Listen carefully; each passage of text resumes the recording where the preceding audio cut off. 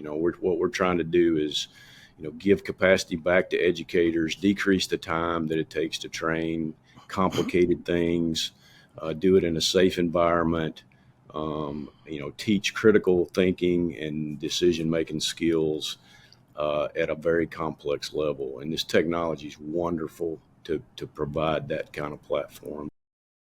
Last month, Apple revealed its Vision Pro goggles, a spatial computing apparatus that could change the world of gaming, entertainment, productivity, and education.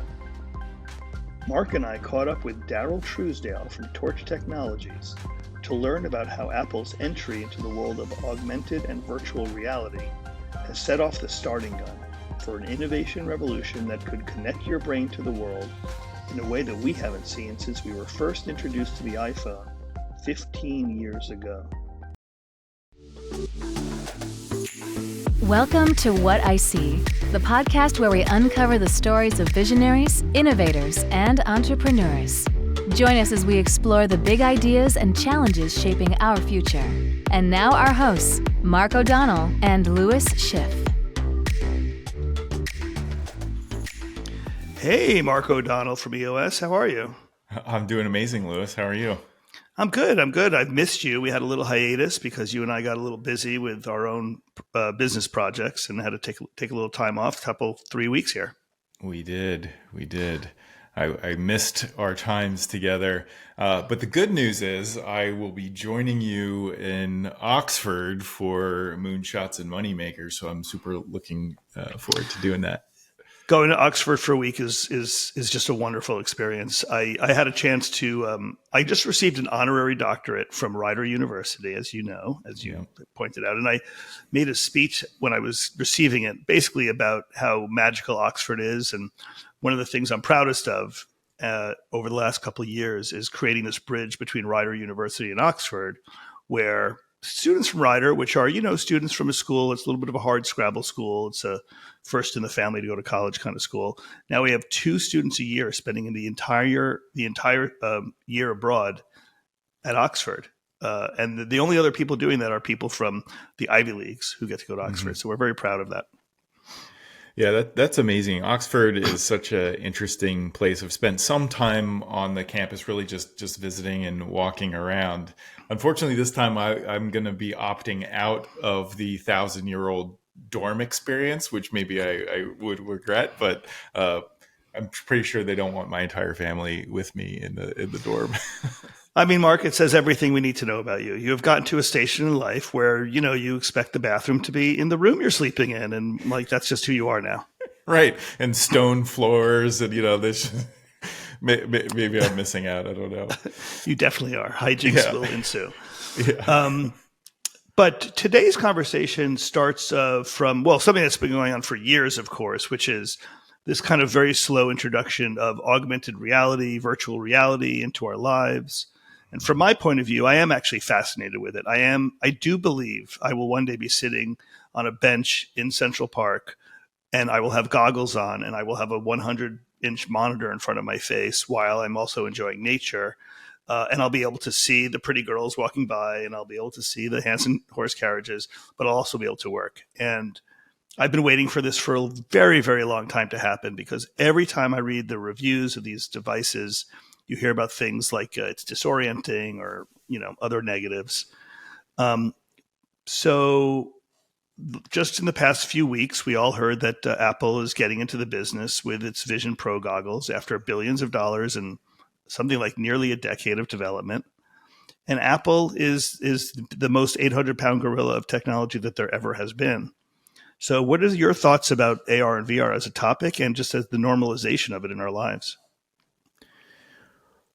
Well, I think starting off with the training implications for that, and when you think about Apple and what they've done, I mean, they've taken lots of different, very complex things. They put them all together in a simple device of the iPhone, and they really democratized access to really capabilities that before would have cost hundreds of thousands of dollars, very difficult to use. And so they've simplified it all down, made it accessible to the mainstream, and they continue to do that. And I think that's really the reason why they're so successful. And then, in the past you had, I think there was a Leap device for augmented reality, Magic Leap. Yep. There's all these different devices. They were difficult to use. They never reached mainstream because it was just these very niche use cases. But now you have I think the inflection point of the pandemic, people being virtual work is still going strong, although maybe diminishing a little bit. But I think they're at this inflection point where they can democratize and make use of this type of spatial computing. People are at home more. There's, it's hard to do that while you're walking on the street in New York, right? I mean, you look silly and you'll probably get run over by a car. But if you're, at your house, I mean, that's a good way to just sort of clean out the population in a way, right? Natural selection. I totally get it. But so I think the applications for training. I was talking to someone who trains mechanics at Ford, and they're saying, hey, it used to take an entire week to train a technician, a mechanic, to rebuild an engine from scratch. But now with augmented reality, they're able to put the goggles on, see the overlay of the engine with all the instructions and step-by-step processes, and you can take it apart by lunch, put it back together by quitting time at the end of the day in one day. And so the training capabilities of what we can do just take a huge leap. So then you take, and I don't think we fully comprehend, you take the augmented reality along with AI capabilities, and what does that do to the future? And so I think that the future is just super exciting with spatial computing combined with artificial intelligence. I mean, talk about an exoskeleton for the human race. I think we're slowly getting there, or maybe not too slow. Not too slow, because, we've only been doing this for a few months, and we've already, one of our shows was about AI, which of course is the topic of the year, really. And then the other is this topic. So not so slow. Not so slow at all. Yeah. Well, I'd like to bring on our guest today, whose name is Darryl Trousdale. Darryl, why don't you come and join us? Darryl is the manager of the Advanced Viz Lab at Torch Technologies, and he's also the co-founder of a company called Simvana, a VR anesthesia trainer that serves the medical education industry. We'll dig more into those two roles of his, but welcome, Darryl, to What I See. Hey, happy to be with you. So Mark really just hit it on the head. He was talking about the role of AR/VR in training and how it speeds up the pace and makes people reach a level of expertise much, much faster. So tell us first, what is Torch Technologies and what is Simvana? Because I happen to know a little bit about Torch. I know the founder, Bill Rourke, very well.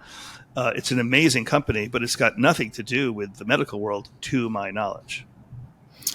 Yes, so Torch is a mid-tier Department of Defense contractor.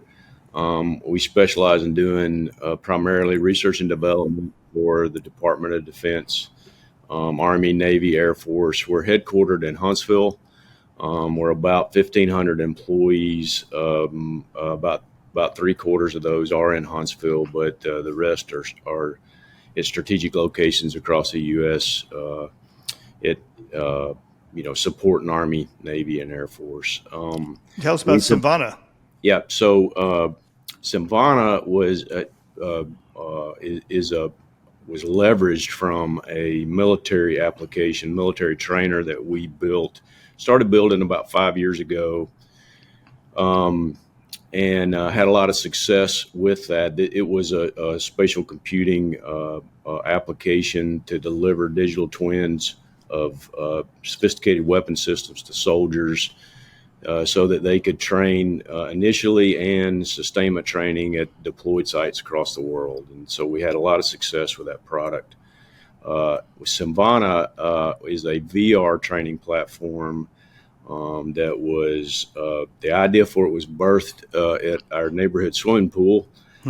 Talking to my neighbor about what he did for a living, Peter Stallo, who is my partner in this venture.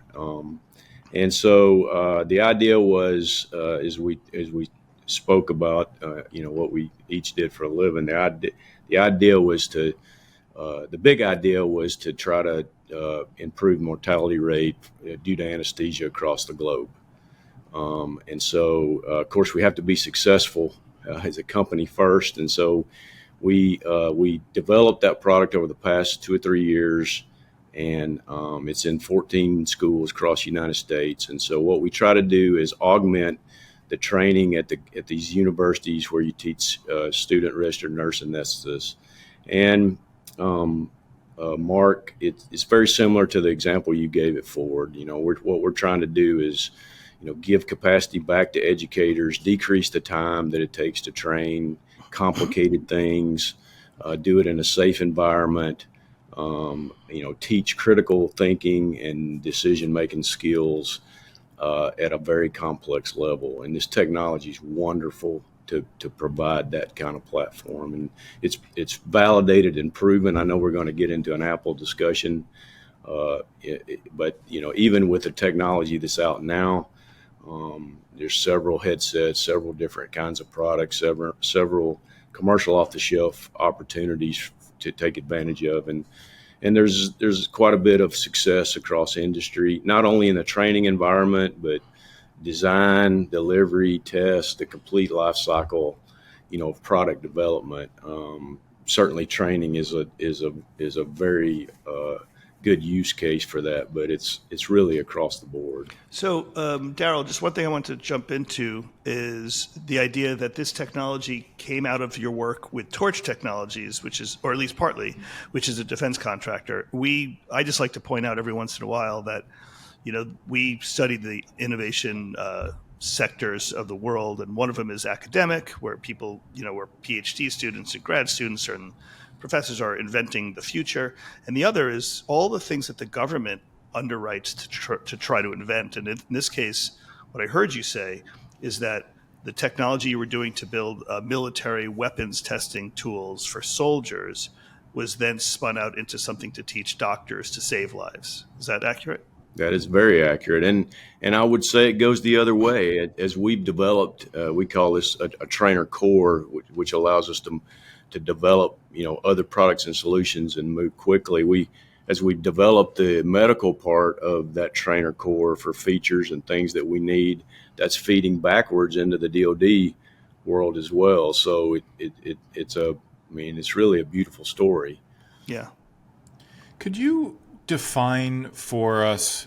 We hear just a bunch of words going on. We hear, spatial computing, and when someone says spatial computing, I think of Iron Man and Jarvis with everything out in front of him. And that's probably partially what it is. And then we hear AR and VR. And I think for most people, they get pretty confused about what the difference is and what we're talking about. Could you just simplify all that for us, just so we understand what spatial is, VR, AR? Sure. Or is it all the same? If you go Google that term on the internet, you'll drive yourself crazy because there's so many different definitions. And what I would say is it depends on your viewpoint from where you're sitting and what you do to try to understand that. In my mind, it's taking computing as we know it today, okay, and moving it in a 3D environment, right? So I'm able to, what I do now is on a 2D screen, an interface, user experience with a 2D screen. I'm taking that, I'll say I'm turbocharging that into a 3D space, so I can not only just visually see things, but interact with them in a way that is much more immersive. Like the example you gave with Ford, I can overlay, rich information where I need it and not where I don't need it, and have it at my fingertips. To me, and I can do that like our military trainer, as we deploy it now, is on a PC gaming system, and the soldiers use an Xbox controller. Even though that's on a 2D screen, it's in a 3D environment, and there's rich information on, that guide them through operating that equipment.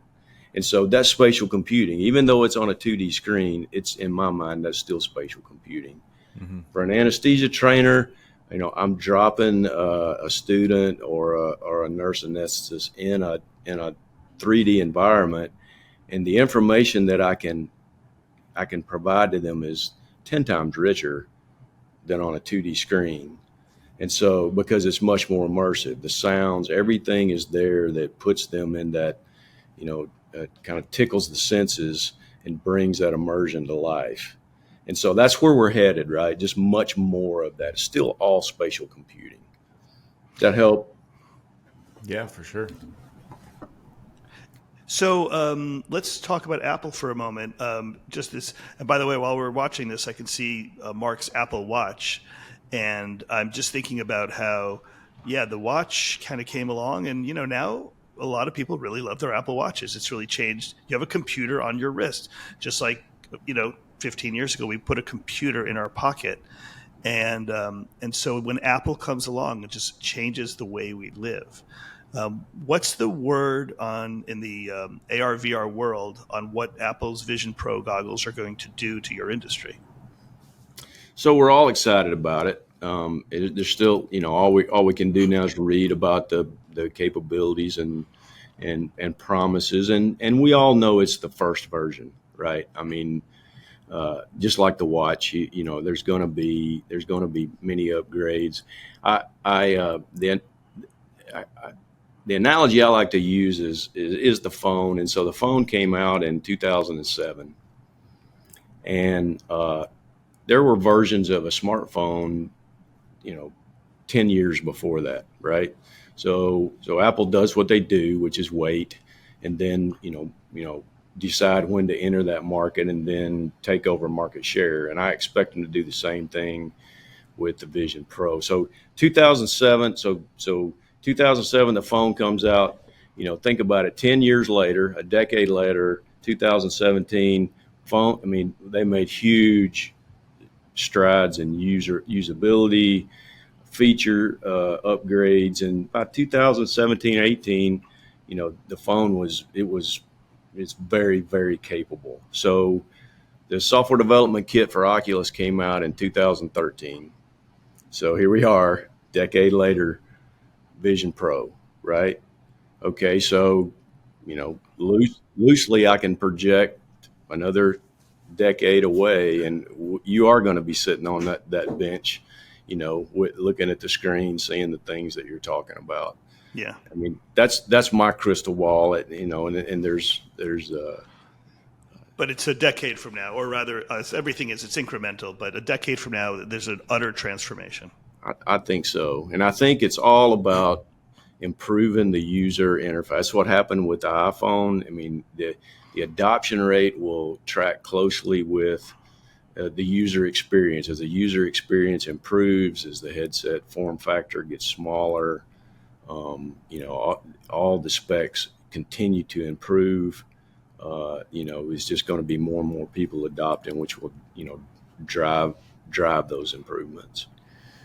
So when you thinking of 10 years out from now, and we think about the form factor of the watch and the iPhone and the personal computing kind of ecosystem that we use today, do you see this being additive to that ecosystem, or does it replace any of those things in your view? I think that's the great part of this. You just don't know. You got to watch it unfold, right? And I think there will be there will be continued success with other vendors, which is great. Competition drives those improvements, and so I really feel like I'm just excited to see what happens, right? We as developers, we're not developing the hardware. We're kind of on the trail end of this thing, and so it's exciting, for us to see those improvements and then, look out at industry, at our customers, and marry those things together. And that's what we're trying to do at Advanced Viz Lab, is just that. We already have a large customer base, and so we're trying to roll this technology, take this commercial off the shelf. And it's not just this hardware. There's quite a bit of software tools. You got to create the 3D environments, the 3D graphics, the interactions, the integration of that. And so, and then there's the enterprise delivery of that, right? And so, watching all those pieces and parts integrate together will drive what we do and how we can make things more efficient, replace technologies that are not needed anymore for our use. It's all driven, at least in the education world, using, again, Mark's example of the Ford mechanic, it's all driven by vast increases in productivity and efficiency. Is that fair to say? Like that, if that didn't exist, it would be hard for this to get off the ground. The idea that training somebody would have taken a week, now it takes a day, like that's why it's worth pushing through. Yeah, I couldn't agree more. I mean, and I think industry is seeing that the adoption speed will really tend to be driven by that. Yeah. Head Mark. Yeah, I was thinking about a few things. There's some level of unpredictability when a company like Apple enters this mass market use case with spatial computing in general. So we could, like, for example, we could have never predicted walking, Lewis used the Central Park example. Like last time I was there was like a group of 4 girls with their phone out and they were doing a coordinated TikTok dance. Like we could have never predicted the impact and the way people use these devices once they hit the mass market. So I'm curious what your thoughts are on what are those possibilities? What are the unexpected things? And of course you can't predict them. That's the nature of unpredictability. But what do you think are some unexpected ways that people are going to use spatial outside of training, or maybe in training, or just in daily use? Well, I expect the social connectivity that's already exploded with, obviously social media and the easy access with the phones. I expect that to get much, much richer and potentially in ways that we're not going to like. I worry about that. I worry about I worry about where we are right now with that. You mean in terms of security and privacy? And if we're all walking around with supercomputers on our faces, what that does?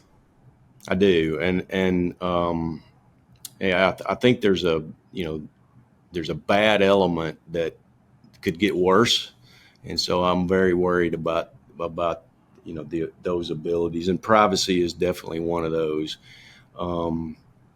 But I'm excited to see those, and I think as a society we will solve those problems, right? I mean, they'll present themselves, and we will find ways to deal with that. I'm happy that Apple has jumped in and leading the charge, because they seem to be they seem to have a conscience when it comes to privacy, probably more than anyone else. Mm-hmm. And so I appreciate that, and I think that that they will be a leader in that regard. What's it like to be an entrepreneur on the bleeding edge of this kind of technology? Because you need hardware to catch up. You need user interest to catch up. Obviously, the software is a massive, massive undertaking to create 3D worlds. And so we understand how Apple can fund that. That's one of the biggest, most profitable companies in the world. How are smaller startups and smaller companies funding all that? If you're looking at some customers this year, but as you said, it could be a decade before the real traction is found. How do you run for a decade before the market's really there? So, we're very fortunate here at Torch Technology. So we are a high growth company with at the point now as a mid-tier company, we have research and development dollars that we can spend. And as a matter of fact, this entire effort, the spatial computing initiative, the Advanced Viz Lab, was started with those type of funds. Is that Torch R&D money that it decides discretionarily to put into it, or is it U.S. federal government money? No, these are our profit dollars going to work in areas that, and it's not just in spatial computing, it's across the board in military applications, things that we see that where we can start an initiative and provide that to our customers, and then it could and it turns into contracts and areas where we can be profitable and move technology forward. But that's a huge help at our level at this company to start and look at these things. And so same thing with Symbana. This is all company funded, to develop the product and get it out, in the industry. But to your larger point is, you have to choose wisely. What I would say, when we do probably 3 to 5 demos a week to various different potential customers, capability briefs, and the hardest part is finding customers that are willing to make the leap. It's not a very well understood technology. You got to show them the cost avoidance savings, because that is the huge driver. And so you got to find good partners that are willing to make that leap. And the greatest thing about Apple's announcement is, I believe that more people will now start paying attention and be willing. We always get responses that are, I know this is the way things are going, and I know we need to do this, but their budgets are already eat up with just keep trying to maintain doing what they're doing. So they're not able to, carve out money. And so that's where we come in, where sometimes we can provide research and development dollars to seed and help things move things along. Yeah. Do you, who are the natural enemies or obstacles of this technology? One is budget. One is sort of organizational change. We know about those. Yes. Are there unions that don't want you to be doing this? Are there litigators that say we're going to, you can't do it this way, it's too much of a change? Or certification bodies that say we will not accept this form of education? Who's standing in the way of this? I think you hit the nail on the head. We haven't run into pushback from unions or that type. It's really just an adoption curve thing. It comes down to it. It's just a simple, hey, you got to find the innovators and the early adopters and identify them as such. And what we try to do, because we get in front of so many folks, is you just got to put them in the right category. They'll be great for later, but not right now. Mm-hmm. And so when you can identify those innovators and partner with them, we're doing that with our local Huntsville Hospital chain to develop a new medical product. And so that they are certainly innovators, and we've identified them as such. And so we're collaborating to build, general nursing type products. And so you got to start small, not with a lot of cost, and show capability, and then you can grow on that. And that's really the secret sauce. Mm-hmm. Do you think I know you have to say a certain answer to this, but we'll see what you say. Do you think the innovators will be rewarded for being innovators? I do. I thought you would. Absolutely. I mean, there's gonna. I think that the struggle is convincing up the chain, right? You might find innovators within a company, and we have, the program managers, the program directors at these schools that have these anesthesia programs. But as you move up the chain to get approval for those funds, it gets tougher. And so, but there are alternatives to, you can fight for grants. There's other pockets of money and resources that you can identify And so we do that. And I think until we reach this kind of tipping point, we're going to have to continue to do that. And Apple's doing us a favor. I'll tell you. So when Vision Pro just made their announcement, our website hits went up by like 300% the following day.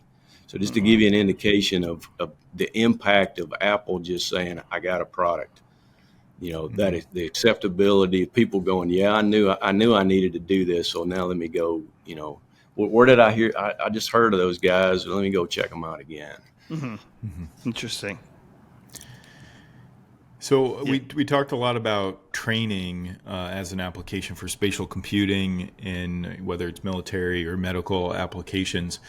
I'm wondering about other applications, which, because I'm thinking about, okay, if I'm the local plumbing company and I have 25 plumbers, and I'm interested in spatial computing, well, there's two paths to that. Well, I can develop an application for plumbing, and all of my customers in that particular area could fix their own stuff, right? I could just give them the real-time feed. I can put a coach on their shoulder, and they can turn the wrenches and do those types of things. Or I could use it to solve a labor issue of people who want to become plumbers, and I can do that. So if you're thinking about the local plumbing company as the best example I can come up with, and what would you say to them to go and think about in terms of Apple's announcement of spatial computing, AR, VR? How do I run a better business? How do I take advantage of new markets as a result of the tech?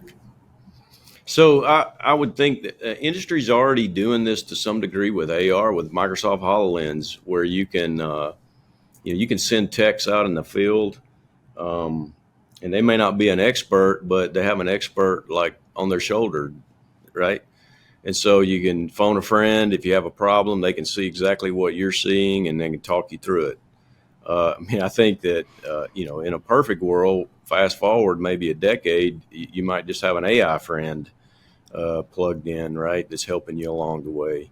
But that tech is here and now. Now the headset is not comfortable to wear very long. It's very heavy. And so, we got some challenges to solve with that regard, but to me, that's a great use case for a local plumber or electrician or, a refrigerator repairman. AR is a wonderful use case for that. For that. Now, I would say from a training level, like at trade schools, where you teach them how to do how to plumb or the electricians. It's also a wonderful way to teach basics. Start at very basic level, and then move up from there. Yeah, for sure. I mean, it's gonna transform. If you spend time with entrepreneurs, they all talk about the trade or the technical skills deficit. They cannot find enough people with technical skills, and I think that they all have their fingers crossed. This is the great game changer. One other component to that is we found this a lot with Symbana is the students are drawn to the technology. They enjoy using it, as opposed to PowerPoint and reading. It's just a wonderful way to learn, right? And they're excited about using it. And so I wouldn't, that is a strong component for the technology just by itself. And I think again, going back to Apple's announcement, once the mass population is using the technology, then they're even going to be more excited to learn and use it, right? Absolutely. Yeah. Well, Darryl, thank you so much for joining us today, giving us some insight into your world and in what the future holds for us. Okay, thank you. Enjoyed being with you. Appreciate it. Thank you, sir. Well, Mark, the future is upon us. It is, as always. As always, it is always upon us, right? I think it's interesting, too, because as we were having that conversation and you brought up the idea of labor shortage, right? And then, people are talking about immigration and all these different things. Well, if you think about spatial computing and you combine that with real-time translation and you combine that with AI, all of a sudden you can quite literally solve the labor issues throughout the world. I know we're not the only ones saying this, but if you think about AI plus AR/VR together, it's just mind-boggling to think about how much change that will create. Yeah. Quality of service delivery, right? Of lower errors in the way that things are built and delivered. I think the quality of life of everyone in those locations that have access to these things is just going to go up, which is true all the time anyway, right? Yeah, but of course, you remember last time we spoke to Father John, and you and he both agreed that no matter what technology advances occur, human connection is still a very fundamentally human, person-to-person, body-to-body thing. Yeah, for sure. For sure. Yeah. So you and I have to reconcile this, right? Over time, through this podcast, is why is it that we believe that innovation of all kinds, progress, always makes for a higher quality of life, while at the same time we agree that fundamental humanity still operates at a completely, primal level in order to live a satisfying life? Can we agree between us? We will try to, at least for the two of us, if not for our listeners, try to resolve this issue of how these two things can be true at the same time. Yeah. I have an answer now, but I'll wait. Let's hear it. Then we can stop doing the podcast. Well, that's why I'm going to wait. I have an answer, at least a thread of an answer. Okay. Well, let's take it up on our next podcast because I want to hear that because I'm struggling because I really believe in progress. I call myself a progressive, and I don't mean that in the political term. I mean, like, whatever problems we have a climate problem. And I believe that entrepreneurship, technology, science is the answer. Now, it's also part of the problem, and we should always acknowledge that, but it's also the answer. So I always believe that progress holds the answer for these big things. But I'm also wondering, just to take the conversation today, just to imagine your family sitting in the living room and each of you have your own goggles on and you've chosen to be in Hawaii that moment and your spouse has chosen to be, reading the great books in the libraries of the greatest libraries and your children are doing, kid things and you're together, but you're apart. And so what is this? Is that progress? In some ways, yes. And in some ways, absolutely not. Well, that's got to be our ongoing, unless you have the answer, we'll talk about it next time, but our ongoing quest for truth. Yep. Sounds good. All right, Mark. Have a great weekend. You too. We'll see you. Thanks for listening to another episode of What I See, where we explore the stories of the visionaries shaping our world. We hope you found insights and inspiration from our guests. Don't forget to subscribe to the show so you never miss an episode and continue to be a part of the conversation. See you next time on What I See.